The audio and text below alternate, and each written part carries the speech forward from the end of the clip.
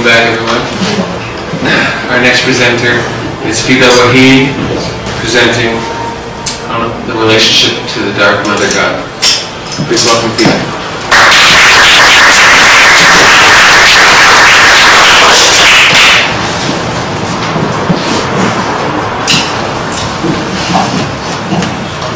The Mother of the Universe says, "Remember that just as each of you and every other being is a part of me, so too every demon is a part of my great body. This is my sacred and most mysterious play."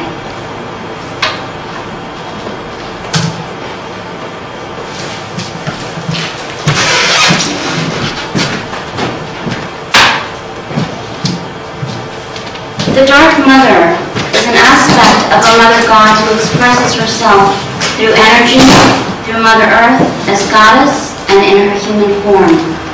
Her attributes come through all forms of her manifestations, but in this presentation I will focus on how her dark attributes relate to her intrapsychic healing and growth functions in the psyche. The Dark Mother has been described in countless ways by the spiritual traditions of the world. I cannot do justice to the complexity of her personality and her many forms, so I share a small intro to who she is through my own eyes and experience. She is infinitely compassionate and yet incredibly powerful. She knows rage and violence and will not hesitate to use them to bring about change. She is swift, cutting in her influence, and is invested beyond measure in all of her children. She is truly ruthless with those who go against her, and she is indifferent to those who are indifferent towards her. She will take an invested child through a harrowing, violent experience to teach them the power and potential of her love. Now that I have introduced you to her, I will use object relations to help us understand the Dark Mother's intrapsychic structure and function.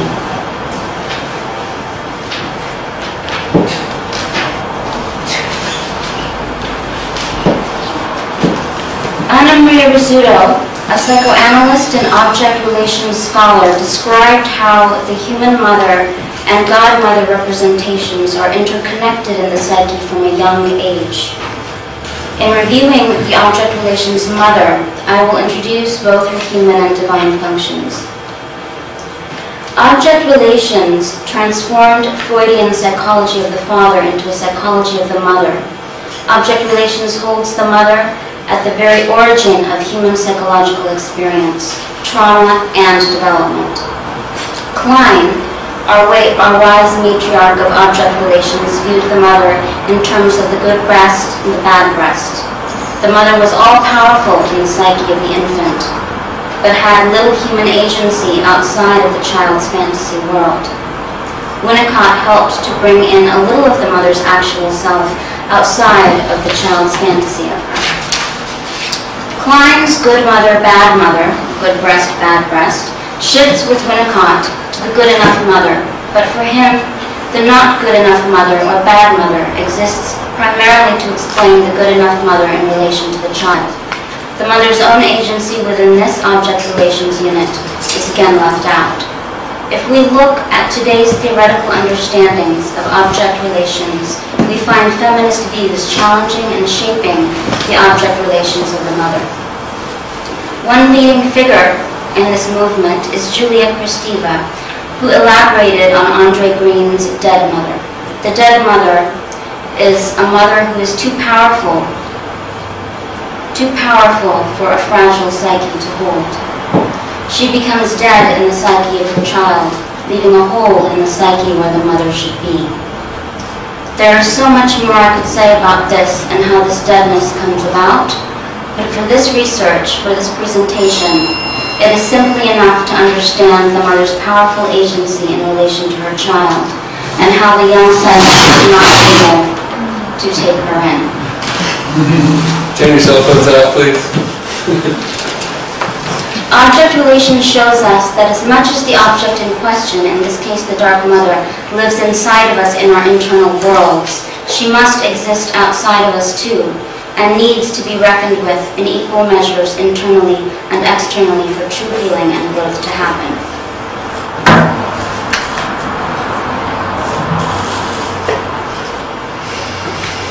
Object relations tells us that the psychological loss, the emotional unavailability of a mother, is the first trauma of the individual. The trauma of birth, of leaving the mother's body, is a literal traumatic loss of her.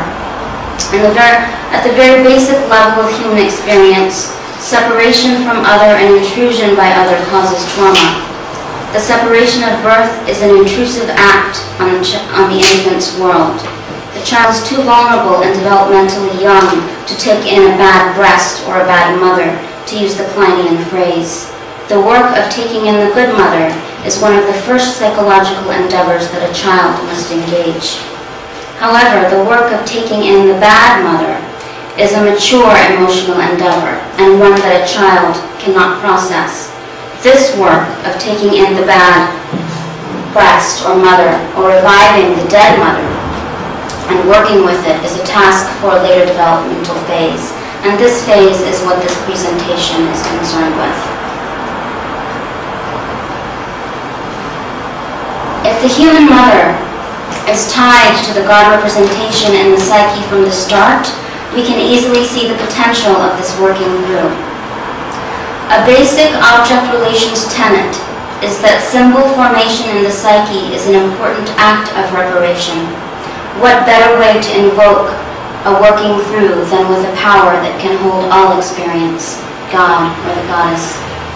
In my view, Western psychology desperately needs a myth that will take into account the role of the dark maternal in psychological healing and growth.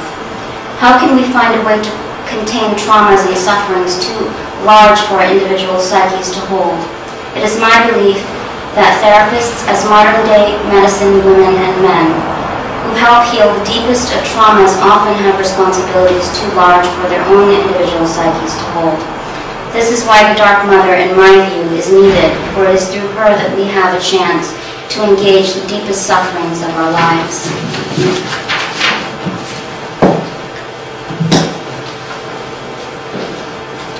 Feminist theology shows us that devotion to her is part of the origin of our spiritual heritage as humans. The first humans known to exist revered her. Feminist theology shows us how God's spirituality was suppressed and even lost in the rise of our patriarchal world.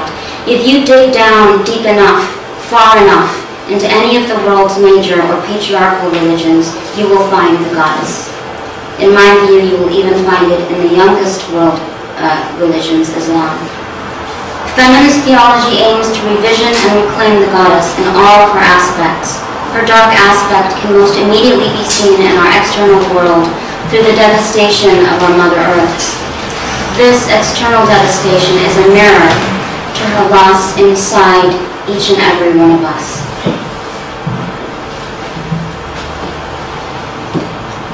Affect is the most archaic inscription of inner and outer events, Julia Kristeva, an object relationalist, said. So now I'd like to turn our attention to devotion and what devotional systems have to say about being in relationship to a Dark Mother.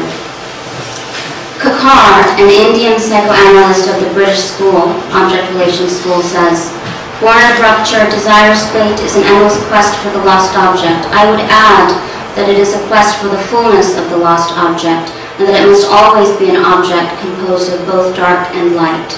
In my view, devotion starts historically, physiologically, and interpsychically with the mother, human and divine.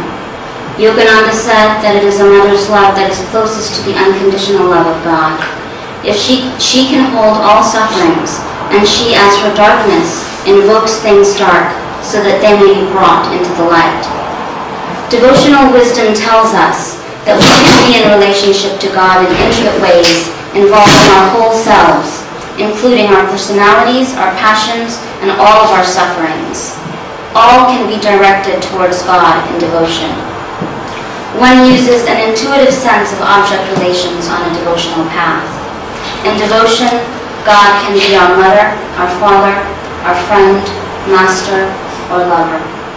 The devotional systems of India are likely, to my knowing, the most elaborate systems that specifically focus on devotion to mother gods or goddesses in both their dark and light aspects in a devotional way. I would like to share this excerpt about Kali from Kinsley, a scholar of religious studies who has written extensively on Hindu goddesses. Kali dwells where dissolution takes place.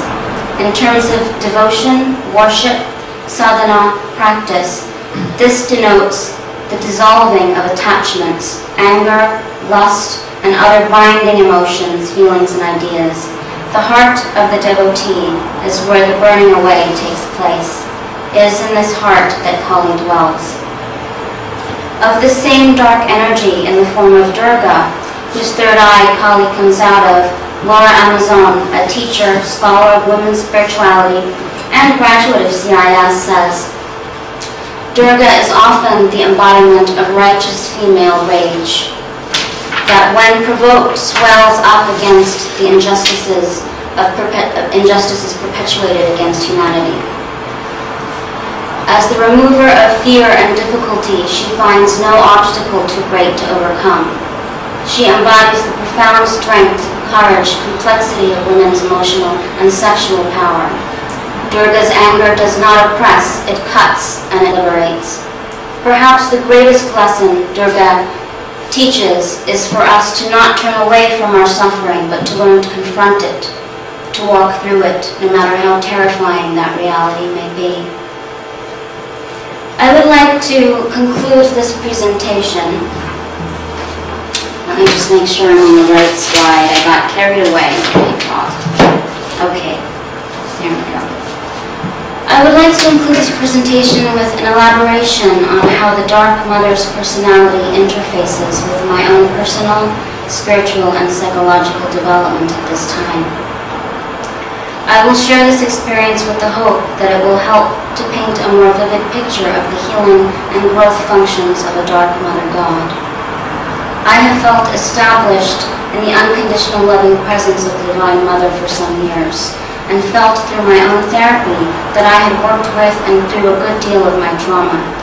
This was my state of affairs 2 years ago. Little did I know that her dark aspect had yet to awaken in me. In these past 2 years since, a series of traumatic events in my outer life have forced me to confront the trauma of my life that is still unworked. This is my family trauma, intergenerational trauma, and even collective trauma that I feel is being worked through me right now.